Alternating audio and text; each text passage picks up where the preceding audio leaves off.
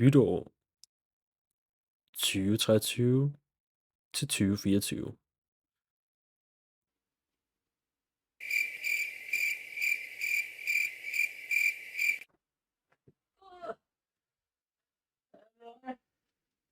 Nej. Halløj. Jeg er heroppe. Jeg kommer lige ned. Hvis jeg tror ikke, jeg kommer ned fra.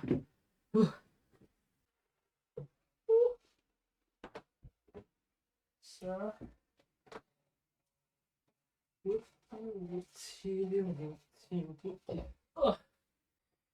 What's up? It's me.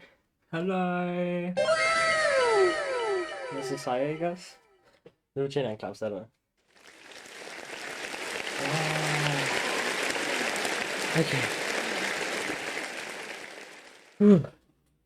Så 2023 vil jeg komme til en ende, og det er lidt ligesom min jobkarriere i Job Simulator. Jeg synes, der gik 2 dage, før de smed mig ud. Så ja, det snakker vi ikke om, okay? Men noget, der måske aldrig kommer til at ende, det er FNAF.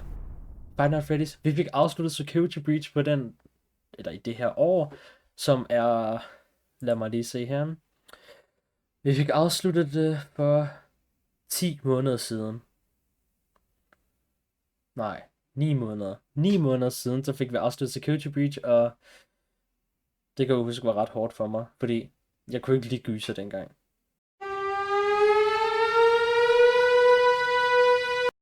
Og ja, jeg satte mig kun til at spille det, fordi jeg så en anden YouTuber spille det, og sagde, eller tænkte, det var ret sjovt. Men det var det godt nok ikke.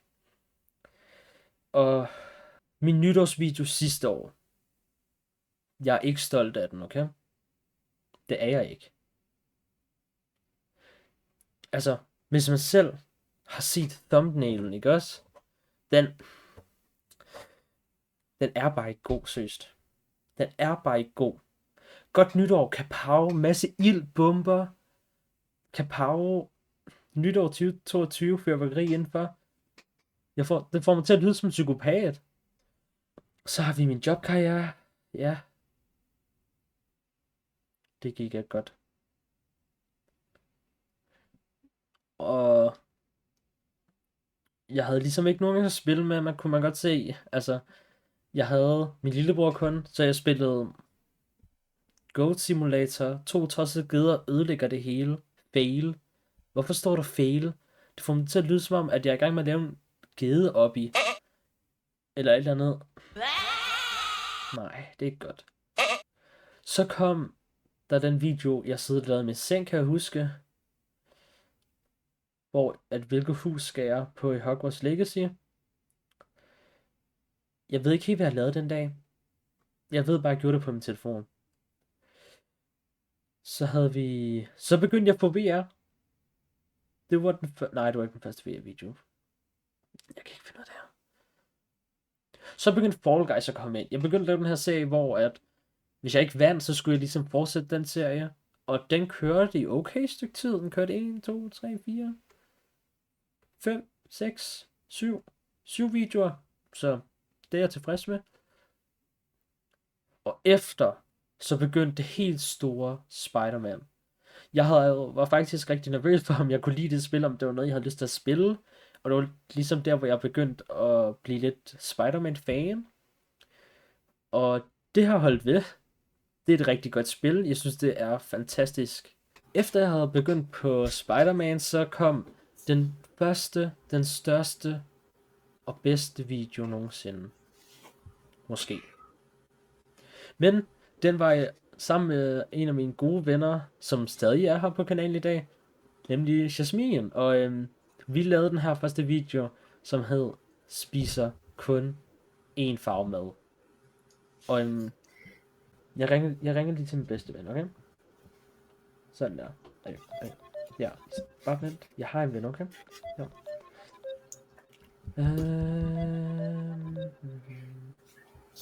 Hvad så? Hej. Ja, hej. Det er fordi, at jeg er lige i gang med en video. Ja. Og så vil jeg bare lige høre, eller sådan ligesom folk skal have bekræftet, at du er min ven, ligesom. Og så vil jeg bare lige spørge dig, sådan, det kan være, at jeg klipper det her ud, men sådan så det ser rigtigt ud, ikke også? Ja. Altså hvis du forstår, ja, okay, nu kommer det store spørgsmål.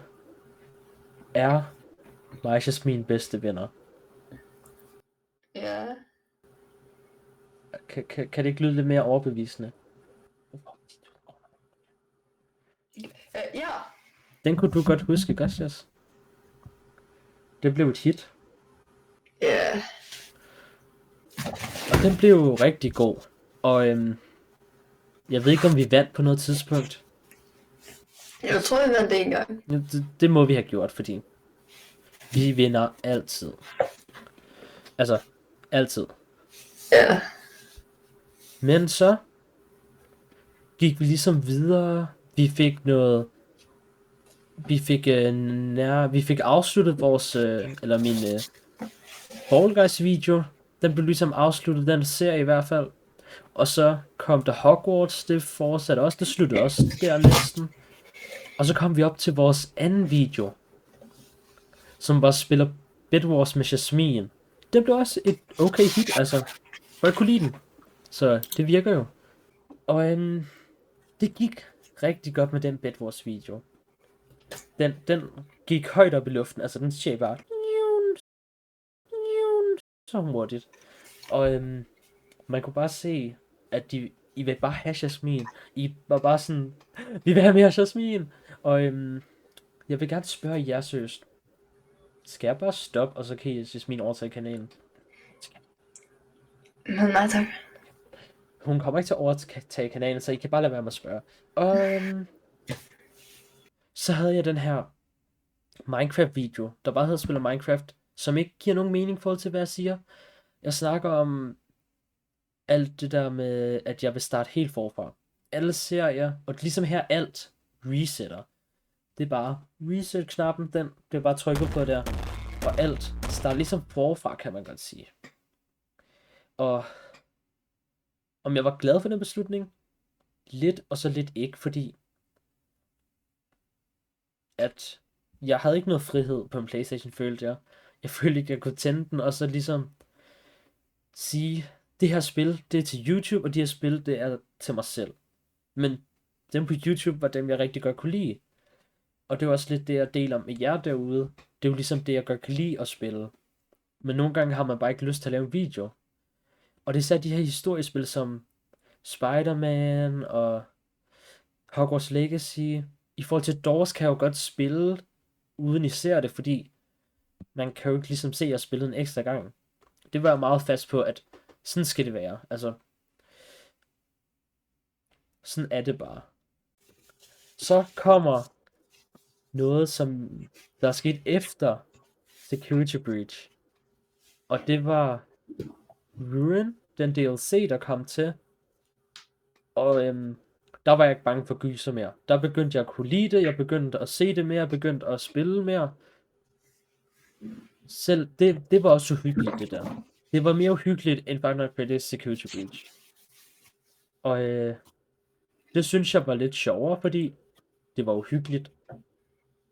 Og der kom der godt og vel. Ja, nu skal jeg lige se her. 1, 2, 3, 4, 5, 6 videoer ud med det. Det var da meget flot. Hvad siger du, Jess? Ja. Ja. Du har set dem, ikke også? Altså, du har fulgt med, ikke også? Ja. Ja, ikke også? Og du kunne rigtig godt lide slutningen, hvor at vi finder ham der drengen, Gregory. Jo, 100 OP. Ja, ikke også? Mm. Super. Ja. Det kan være, at vi lige skal se folk her. Ja. Men gysen fortsætter stadig. Der kommer et nyt spil, som hedder Små Hyggelige Historier med Jasmin.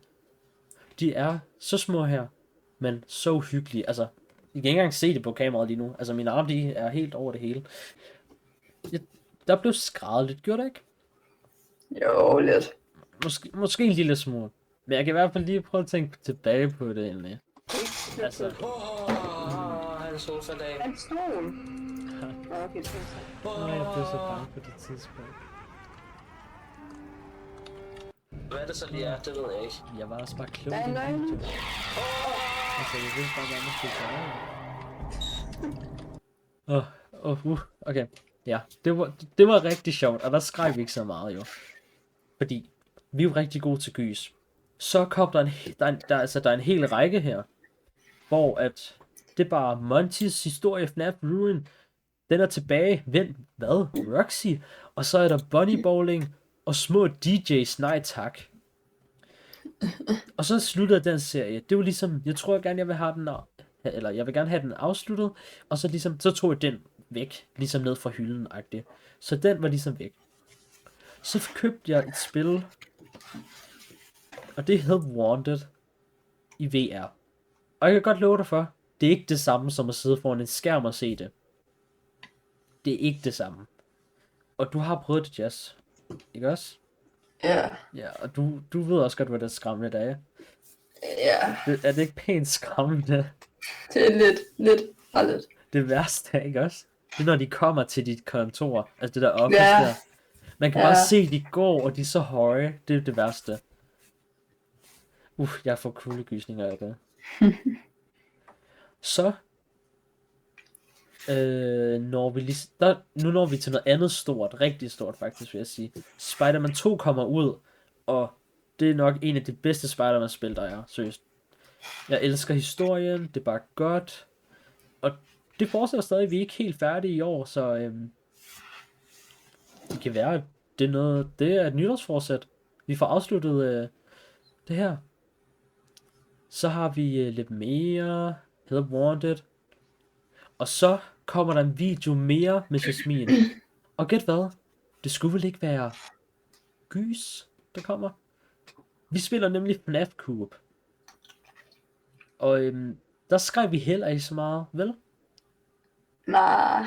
Nej, det synes jeg heller ikke, vel? Altså, jeg synes ikke, vi skreg lige så meget der måske. Det kan være, vi skreg lidt mindre. Lad mig lige tænke over det også. Og nej, hvad sker der? Ja. Man skal aldrig kunne sige Oh noget. my god. Yes. Ej, og den generator, den var ikke sjov. Men der behøver jeg ikke. Så er det lidt mere Spider-Man, og så kom vi til noget helt nyt, helt uventet. Fortnite. Oliver.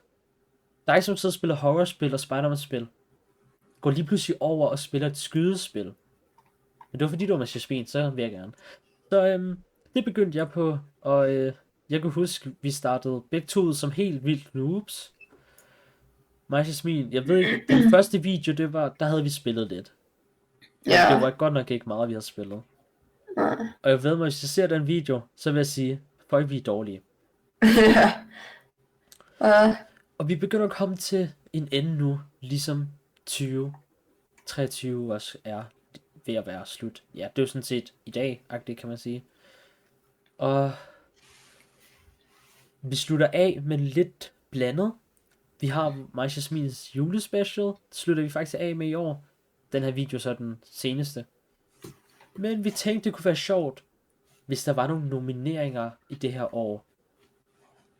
Så derfor har vi, nogle nomineringer for den populærste video, så den bedste årets video må det så være, årets serie, og så har vi Din yndlings. min yndlings og din yndlings. Ja. Så vi har ligesom fire nomineringer, som vi skal have klaret. Den populærste, den kan vi tage ret hurtigt. Det er bare at trykke på populærknappen her. Oh my god, de kan ikke engang se det. De har ikke set noget af det her. Jeg har bare siddet og snakket. Oh my god, det må I lige leve med. Men det er populærste, den trykker bare på populærknappen, og så ser vi hvilken video, der er populær. Så vinderen er den mest populære video. Og skal vi sige, der også er anden og tredje plads med? Og 4. Og fjerde, super, ja. Godt. Så siger vi populærste video, det er simpelthen. Hvad er Craven ude på? Spider-Man 2, del 5.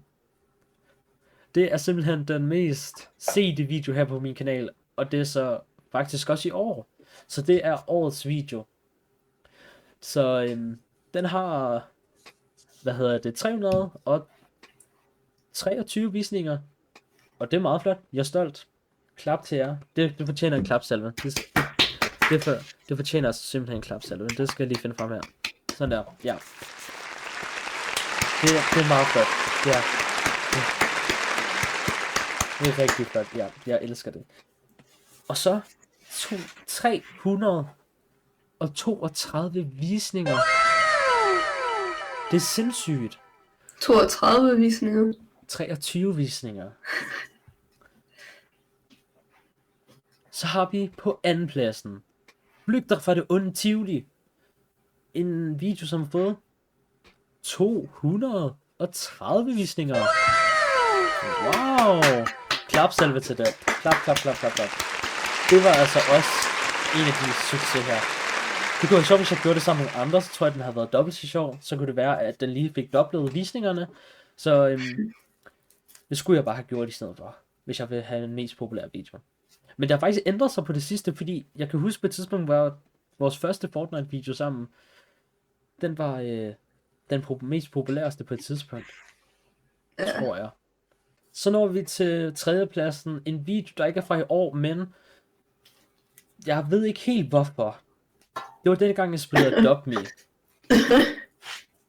Og nej, jeg spiller det ikke mere. Og jeg ved ikke, hvad der gik i den video. Min morfar kunne lide den, så han sagde, den var bedre end de andre. Det må jo tælle. Så når vi til den 3/4 pladsen. Og fordi jeg siger / 3. pladsen er fordi, at Adopt Me-videoen ikke er fra i år. Og der har vi vores første Fortnite-video med 161 visninger. Klap sammen. Det synes jeg er rigtig flot. Og det er jeg glad for. Rigtig glad for. At de tager så godt imod Fortnite i hvert fald også lidt. Og det var ligesom nomineringen af de bedste videoer i år. Så har vi årets serie. En lidt svær beslutning, da vi kigger på visningstallet af de forskellige. Men som klart nok er, nu skal vi se her alle de visninger, eller alle de serier her. Men som nok helt sikkert giver, eller får pladsen, det er helt sikkert Spider-Man 2. På grund af, at den har den her video her, som er den mest populærste video, 323 visninger. Så det er jo nok årets serie, så det fortjener en klapsalve. Mange tak. Så det var årets serie, og nu skal vi til vores favoritter. Og den bliver jo svær. Og jeg ved ikke, om du har din YouTube åben lige nu, Jess. Der har jeg. Det har du, okay, super. Og det bliver svært at vælge. Og husk det kun for i år. Så det bliver endnu sværere, fordi du kunne jeg kigger lige nu. Ellers kunne du have gjort. Hvad? Jeg kigger over lige nu. Nå, okay, jeg troede at du kunne køre mig. Ja. Det er jo kun fra i år, så efter min nytårsvideo og frem. Ja. Yeah. Det er bare svært at vælge sin yndlingsvideo. Jeg tror nok, den som der får mig til at grine mest, det er nok spille Bed Wars med Jasmine. Den er Fordi vi har 2 forskellige måder at spille på. Ja. Så når jeg ser dig spille, så får jeg stress. Ja, og når jeg får mig til at grine. Og når du siger, at jeg skal gøre noget, som jeg ikke forstår, så får jeg stress. Og jeg synes bare, det var en god video. Det var en god video. Men hvis vi skulle komme sammen til én, altså hvis vi kun gå én hver, så tror jeg nok, vi ligger på en... Jeg vil ligge på Bed Wars, så. Jeg vil enten ligge på Bed Wars eller Fortnite. Ja, jeg tror også, vi er der omkring. Også fordi jeg kan se den anden nu, så det er lidt svært for mig at sige. Måske skal vi bare have en samlet video, så det ikke er hver vores. Okay, det ligger mellem spiller Bed Wars med Jasmine og Fortnite med Jasmine. Jeg kan så også sige, at når jeg ser videoer, så kan jeg godt lide, at det er nogle længere videoer, fordi man behøver ikke at skifte mellem videoer hele tiden. Ja, fordi så slutter den, og så har man ligesom ikke noget at se. Ja, det bagefter. det er lidt, hvad der gør, at jeg kan lide Fortnite-videoen. Ja, Fordi den var 43 minutter. ja, den var lige et kvarter længere end Bed Wars-videoen. Ja. Men det jeg også kan lide, det er, at jeg bliver underholdt, når jeg ser mine videoer. Og Bed Wars kan bare noget, Ja, det gør det. som jeg føler Fortnite ikke kan. Som måske har kunnet, hvis vi var mere noobs. Ja, men Jeg det der føler, Bed Wars, der var jo bare helt noobs. der var vi rigtig noobs. Eller, Men jeg tror, det der skulle gøre, så den vinder, det er grinet, man får med. der skal man bare have forskellige kategorier. Ja, så kunne vi bare få en kategori til hver video. Den er svær. Jeg føler, vi skal vælge en. Det er et hårdt pres, men det vil gøre det sjovt. Jeg tror, jeg så Bed Wars. Jeg tror, okay. Jeg skal lige... Okay, Jeg ved det ikke. okay. Jeg tror også, jeg ligger på Bed Wars. Ja. Den bedste video. Det har været hårdt. Det har været svært. Og I må ikke hate bare fordi jeg siger en video, som I ikke kan lide. Eller mig, Jasmin. Fordi det er vores mening. Og det er os, der bestemmer, okay? Godt. Og vi nåede frem til den endelige video. Den bedste af det bedste i år er spiller Bed Wars med Jasmin. Den har simpelthen fået sejren af dette års bedste video. Yay. Og ja, altså, det var da ret godt. Det var faktisk ret hårdt. Jeg synes bare, det er en af de sjoveste videoer, som Ja, du har lagt ud. den var sjov. Ikke fordi de andre er dårlige, Nej, men Hej alle sammen og velkommen. bare personlig den mening. kunne bare et eller andet andet. Jeg skal lige se, om jeg kan finde et sjovt sted. Sådan der, okay, nu er det der. Vi kaster fireballs. De kaster tilbage der, den der. Nej. Yes, er du okay? Nej! Og så dør jeg lige bagefter. Og en dag i dag, der synes du det er sjovt. Og det synes du også var sjovt lige præcis på det tidspunkt, fordi du siger, Ja. du griner også lidt af det der. Okay, faktisk en time. Okay, det var dagens, det var også lidt, nej, jeg skal jo ikke se nogen andre videoer. Hej alle sammen. Jeg vil ønske, jeg kunne, eller det kan jeg jo også godt, men det tager bare lidt tid at få lavet en funny moments gennem årene her. Men jeg ved ikke, det bliver ligesom nytårsvideoen.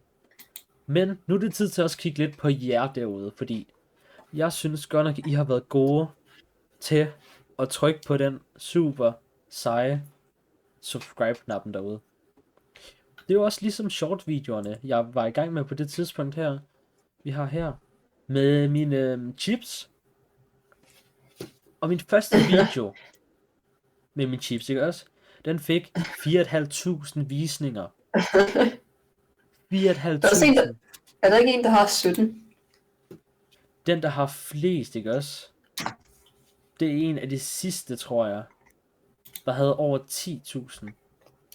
Var der ikke en, der havde 17? Der er en, der havde i hvert fald rigtig mange. Jo, der er en, der har 17.000, nummer 19. Nummer 19, ja det er 19. 17.000 visninger. Der er 17.000 af jer, der har siddet og kommet forbi min video. Og set dig spise chips. Og set mig spise chips. Er du... Jeg forstår det ikke. Hvorfor vil... Men jeg vil sige tak, det er der, jeg har fået de fleste subscribers fra lige nu. Vi har fået... Det må være over 200 subscribers i år. Ja. Og jeg regner da med, at jeg vil lave flere shorts videoer, fordi det er noget af det, I godt kan lide. Det er ligesom en slags sidevideo-kanal-agtigt, hvor der ligesom kan komme små updates på de forskellige ting. Men jeg er bare rigtig glad for, at I følger med. Og det har været kæmpe, det er bare eksploderet. Altså det er bare så... Og så er det ligesom noget så langt, altså jeg er snart op på 400. Og jeg er bare, det kommer bare så glad indeni. Det går mega hurtigt nu. Jeg kan ikke engang følge med. Så jeg tror jeg kiggede på et tidspunkt, og så kiggede jeg sådan 5 minutter efter. Og så har jeg fået 10 subscribers allerede. Og jeg vil gerne sige noget. før i tiden, lad os sige 2 måneder siden, så hver eneste gang, at Oliver fik en eneste subscriber, så skrev han til mig, Ja. og var mega glad over det, og nu er det bare 10 hver sekund. Nu er det jo bare normalt. Nu skriver jeg hver Ja. gang, jeg har fået 100 igen. Ja. Nu kunne Altså, jeg huske med mine chips. Og jeg skrev også bare, så vil der kun være 100. Men jeg skrev lige så ofte, som jeg skrev, når jeg bare fik en subscriber. ja, Og det er jeg glad for. ja, Man kan også se efter chipsene, så er ligesom visningerne begyndt at blive høje. Altså ligesom de er gået tak op for standarden. ja. Det er sjovt at være at se på fra sidelinjen. Og bare se, at det går mega hurtigt lige pludselig. Ja, det er bare rigtig fedt. Jeg vil også gerne lige sige, at Oliver betaler mig ikke for at være med. Jeg er med, fordi jeg gerne vil være med. Og det er jeg glad for. Bare så folk ikke tror, at jeg får penge for at være sammen med Det ham. er bare noget for sjovt, vi lavede, okay? Jeg Ja. er bare med at tage det så tungt, altså. Godt. Jeg er glad. Og jeg er blevet tilfreds med det her år. Rigtig meget. Og håber, at det fortsætter sådan, jeg bliver mere tilfreds hvert år. Måske lige så meget, fordi jeg føler, at vi kommer ind i et godt år 2024. Altså, corona, det er væk. Vi gider ikke engang snakke om det, seriøst. Corona, det er bare væk. Det er bare væk, okay? Men Ja. vi vil sige tak for et rigtig godt år. Og jeg håber, at I træder godt ind i det nye år. Og har du nogle nytårsforsæt, skriv noget i kommentaren. Det vil vi gerne vide. Og ellers er der jo ikke så meget andet at sige. Godt nytår. Så ha' det godt. Vi glæder os til at se jer i det nye år. Så bye. Just sig bye. Jeg betaler dig 100 kroner, hvis du siger det. Vi ses! Vi ses.